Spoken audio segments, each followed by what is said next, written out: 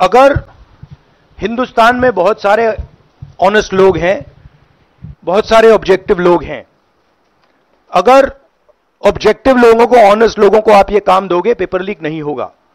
अगर आप मीडियोकर लोगों को राजनीतिक बेसिस पे, आइडियोलॉजिकल बेसिस पे चुन के करोगे तो ये काम होगा।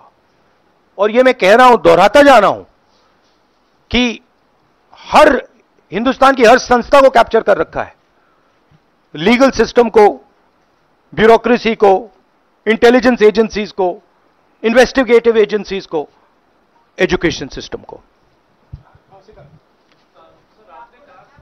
मांग रखी सरकार से, आपने अपनी मांगे रखी हैं सरकार से, लेकिन सरकार के पक्ष पहले ही सामने आ गया। एनटीए को जो एनटीए है एजेंसी, उसको क्लीन चिट एक तरीके से एचआरडी मिनिस्टर ने पहले ही दे दी है, तो सरकार का तो कहीं ना कहीं पक्ष साफ दिखाई देता है। आगे आप लोग कैसे जाएंगे इसको? उनकी क्रेडिबिलिटी इन बातों में है ही नहीं। वो क्लीन चिट दें उसका कोई मतलब ही नहीं है, उनकी जीरो क्रेडिबिलिटी है। सब लोग जानते हैं कि एपिसेंटर मध्य प्रदेश, गुजरात एंड उत्तर प्रदेश। सबसे ज्यादा मेरी यात्राओं में सबसे ज्यादा पेपर लीक की बात यहीं आई थी, उत्तर प्रदेश में आई थी, मध्य प्रदेश में आई थी।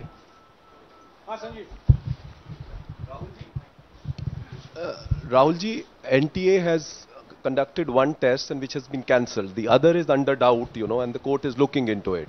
Would you say that the agency like NTA is incapable of conducting such examinations, because two main examinations, and I want it to be disbanded or something? No, I would say that if you let people who know how to run these things and you promote people based on merit, there are multiple ways in which you can do exams successfully.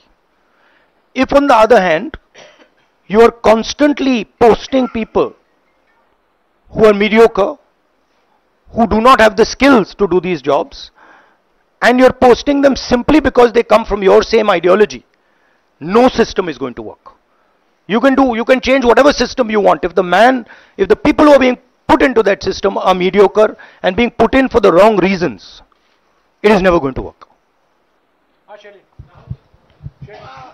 Sir, last question. Sir, NEET, specifically on NEET examination, there is of course investigation that is going on, but the scheduled counseling session is not been delayed. It is going to happen as per schedule. So do you think that this is a mere eyewash when it comes to the investigation, saying that investigation bhi ho rahi hai, but then they are not delaying the Look, they can eyewash whatever they want, but they are going to get such pressure from the opposition that they're going to think twice about whatever they're doing. Because we are not going to allow this type of activity to be done as far as our students are concerned. Our students sit there, they work, they spend months, they dream about these exams for years, they spend huge amount of money. So the opposition is simply not going to allow any of this eyewash that is taking place. We will make sure that we put so much pressure on them that this issue is resolved. Okay, Janendra, last question. Sir, Janendra, jaldi. Rahul ji, एक बड़ा दिलचस्प इस मामले में देखने को मिला है। तो इसी विषय पर, इस मामले में एक अजीब स्थिति है कि जो आरोपी हैं पटना में, वो स्वीकार कर रहे हैं कि उनको पेपर पहले मिल गया था, यानी सीधे सीधे पेपर लीक का केस है।